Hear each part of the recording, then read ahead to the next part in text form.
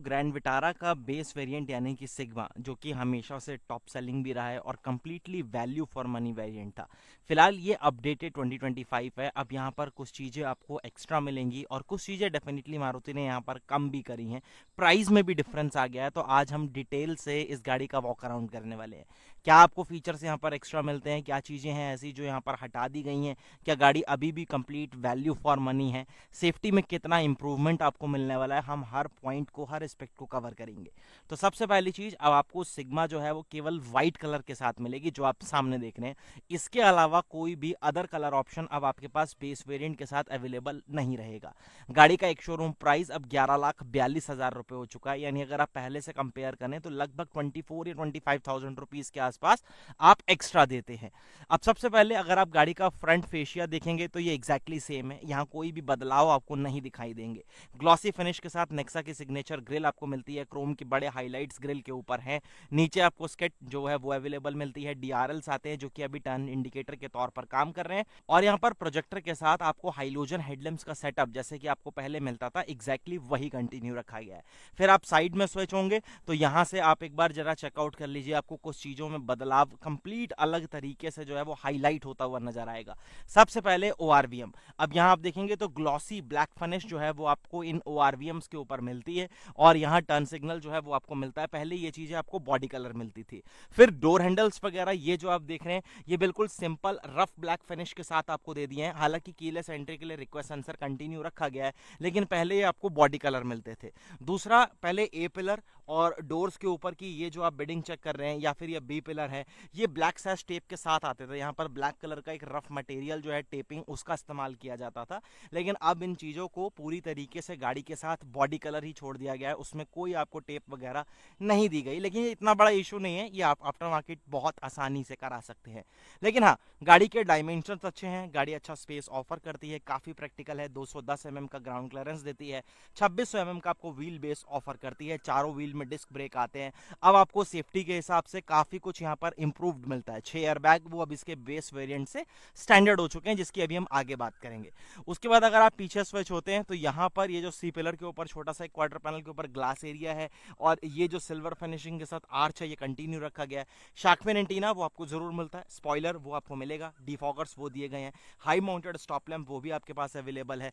इधर कोई कैमरा वगैरह नहीं आएगा, लेकिन हाँ ये ग्रैंड विटारा का एम्बलम इस तरीके से, और यहाँ स्मार्ट हाइब्रिड का जो आपका एम्बलम आता है वो आपको जरूर मिल जाएगा। गाड़ी की रेयर प्रोफाइल आप एक बार यहाँ से चेकआउट कर लीजिए। एलईडी के साथ कनेक्टेड टेल लैंप्स वो आपको यहाँ पर कंटिन्यू रहेंगे। नीचे प्रॉपर 4 पॉइंट्स पार्किंग सेंसर के हैं, और स्केट वगैरह जो है वो प्रॉपर आपको मिल जाती है। वर्टिकल शेप में ही यहाँ पर टर्न सिग्नल, रिवर्स लैंप और रिफ्लेक्टर जो है वो अवेलेबल है। की फॉब की बात करोगे तो वो भी सेम रखा गया, इसे अपडेट करना चाहिए था जो कि नहीं किया गया। वही ग्लॉसी फिनिश, ब्लैक कलर की सुजुकी का लोगो, लॉक अनलॉक दो ऑप्शन आपके पास यहाँ पर रहने वाले हैं। उसके बाद यहाँ इलेक्ट्रोमैग्नेटिक बटन जरूर है ताकि आप बूट को जो है वो आसानी से खोल पाएं। ये आपको इस तरीके से व्हील कवर्स जो है वो जरूर मिलते हैं जो कि यहाँ पर प्लेस हैं। 373 लीटर का बूट स्पेस जो है वो आपको ग्रैंड विटारा ऑफर करती है, और यहाँ आप देखेंगे तो पूरी तरीके से फ्लैट फ्लोर है, तो लोडिंग लिप किसी भी तरीके से हाई नहीं है, तो बड़े हैवी ट्रॉली बैग्स वगैरह सब चीजें रखने में आपको कोई दिक्कत नहीं होने वाली। यहाँ भी चेक कर लो, यहाँ मिडल के लिए 3 पॉइंटेड सीट बेल्ट आपको जरूर मिलती है, तीनों हेडरेस्ट आपके पास एडजस्टेबल है, 60-40 स्प्लिट भी आता है, तो आप चाहें तो ये पोर्शन जो है वो अपना फोल्ड भी कर सकते हैं। फिलहाल छोटे छोटे कबी स्पेसेस वो आपको यहाँ पर मिलेंगे, और वो एक्चुअल में आपको दोनों साइड दिए गए हैं। इधर आपको इस तरीके से हुक मिल जाती है, लेकिन यहाँ मेंशन नहीं किया गया कि आप कितने केजी तक का वेट जो है वो डाल सकते हैं। अब आप थोड़े से निराश होंगे क्योंकि स्पेयर व्हील नहीं दिया गया। सामने चेक करोगे तो टायर इन्फ्लेटर और इधर आपको पंक्चर रिपेयर किट जो है वो विजिबल होगी। बेसिक टूल किट जो है वो आपको जरूर मिलती है, जैक वगैरह वो सारी चीजें जरूर दी गई हैं, लेकिन स्पेयर व्हील वो यहाँ पर नहीं दिया गया, जो कि मेरे हिसाब से एक काफी बड़ा माइनस पॉइंट ही आप इसे कहेंगे कि नेगेटिव चीज है। स्पेयर व्हील यहाँ पर कंटिन्यू रहना चाहिए था। फिलहाल ऊपर यहाँ पर ट्रिम आपको जो है वो कवर्ड मिलती है हार्ड प्लास्टिक से, हालांकि इमरजेंसी एग्जिट के लिए कोई स्लॉट वगैरह यहाँ पर नहीं दिया गया। ये छोटे से ग्रैब हैंडल जरूर है ताकि इजीली आप अपने स्टेल गेट को क्लोज कर पाएं। कैबिन की तरफ हम चलते हैं, पहले मैं आपको एक बार सेकंड रो जो है वो चेक कराता हूं, फिर हम आगे ड्राइवर साइड पर स्विच हो जाएंगे। यहाँ पर आप देखेंगे तो तीनों हेडरेस्ट एडजस्टेबल, जिसकी हमने ऑलरेडी बात कर ली। तीनों के लिए आपको यहाँ पर 3 पॉइंटेड सीट बेल्ट वो मिल जाती है, 60-40 का स्प्लिट वो रहेगा, आर्मरेस्ट आएगा। और ये देखोगे इसका ये 1 वे रिक्लाइन है, और आप इसे थोड़ा सा और रिक्लाइन करना चाहें तो ये बहुत बड़ा डिफरेंस तो नहीं डालता, लेकिन हाँ आपके पास ऑप्शन जरूर है। फिलहाल नीचे आइसोफेक्स सीट्स के माउंट्स, फैब्रिक की ही सीट्स मिलती हैं, क्वालिटी वगैरह वगैरह कुशनिंग वगैरह वो काफ़ी ज़्यादा अच्छी है, तो उससे रिलेटेड कोई दिक्कत नहीं होगी। पीछे 3 लोगों को बैठने में भी मेरे हिसाब से कोई परेशानी नहीं होनी चाहिए। फिलहाल चारों स्पीकर अब आपको मिल जाते हैं, हालांकि म्यूजिक सिस्टम नहीं है लेकिन स्पीकर आपको चारों दरवाजों पर दे दिए। यहाँ आपको बॉटल होल्डर, पावर विंडो का कंट्रोल, ये पोर्शन सॉफ्ट टच यानी फैब्रिक के साथ है। और यहाँ आप देखेंगे तो ब्लैक कलर की लीवर्स का इस्तेमाल किया गया है, जो कि डोर लीवर्स और थोड़ी बहुत silver finishes, child safety lock वगैरह वो कंटिन्यू रहेगा। अंदर एक बार स्विच हो जाते हैं, बैठ के भी दिखा देता हूं मैं आपको। तो यहाँ सबसे पहली चीज, अगर आप बैठने की बात करेंगे तो जगह की तो देखो गाड़ी में कोई कमी पहले भी नहीं थी, आज भी वही चीज है। एसी वेंट्स यहाँ जरूर मिलते हैं, लेकिन पीछे अपने फोन वगैरह को चार्ज करने के लिए कोई ऑप्शन आपके पास नहीं है। फोन रखने के लिए छोटे मोटे स्पेसेस जरूर मिलते हैं, कोई मैगजीन होल्डर वगैरह भी आपको नहीं मिलते। रूफटॉप के ऊपर फोल्डेबल ग्रैब हैंडल्स आएंगे, और यहाँ पर अगर आप लाइट्स बात करेंगे तो रीडिंग लैंप्स वो आपको हाइलोजन बेस जो है वो मिलते हैं। कोट हुक केवल एक साइड मिलेगी, लाइट यहाँ भी दी गई है।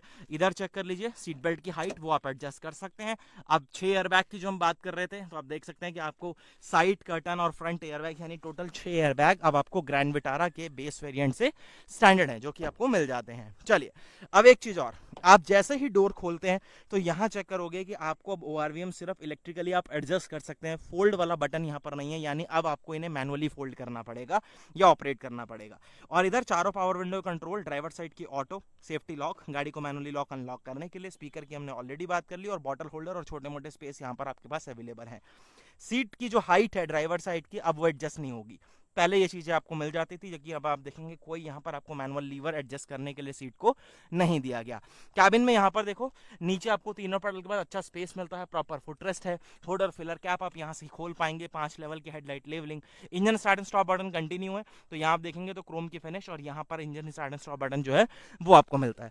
इग्निशन एक्चुअल लगा लेते हैं, और क्लस्टर वगैरह पर कैसी एनिमेशन वगैरह है वो सब चीजें आपको चेक कराते हैं। तो यहाँ से आप एक बार जरा चेक कर लीजिए, ये तो cluster as it is same है, उसमें कोई भी ज्यादा चेंजेस आपको यहाँ पर डेफिनेटली देखने के लिए नहीं मिलेंगे, लेकिन हाँ स्टीयरिंग व्हील के ऊपर आपको अब चेंजेस दिखाई देंगे।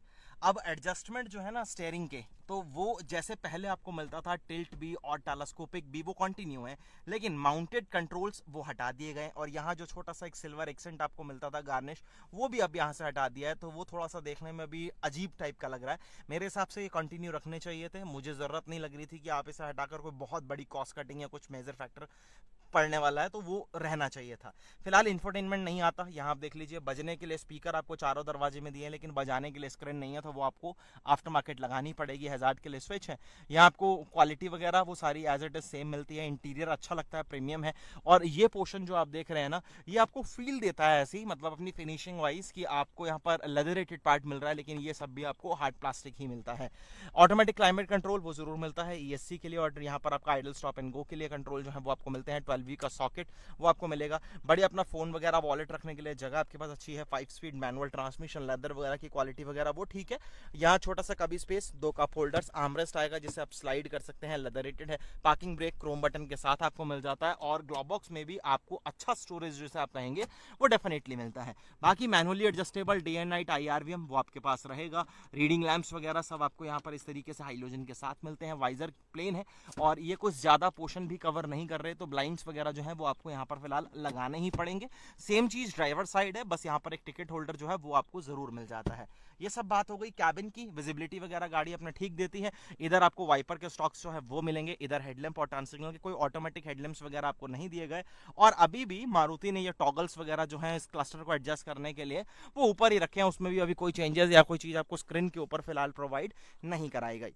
चलिए अब एक बार जरा हम बाहर आ गए हैं कैबिन से, और हुड जो है वो एक बार हम यहाँ से अनलॉक कर देते हैं। अब बात कर लेते हैं इंजन की। 1.5 लीटर का 4 सिलेंडर नेचुरल एस्पिरेटेड इंजन आपको यहाँ पर मिलता है। काफी कमाल का, काफी रिफाइन और अच्छी फ्यूल इकोनॉमी देने वाला, अच्छा परफॉर्मेंस डिलीवर करने वाला इंजन है। स्मार्ट हाइब्रिड के साथ आता है, माइलेज भी अच्छा देता है। और अगर मैं पावर परफॉर्मेंस की बात करूं तो 103 PS की पावर आपके लिए बनाता है।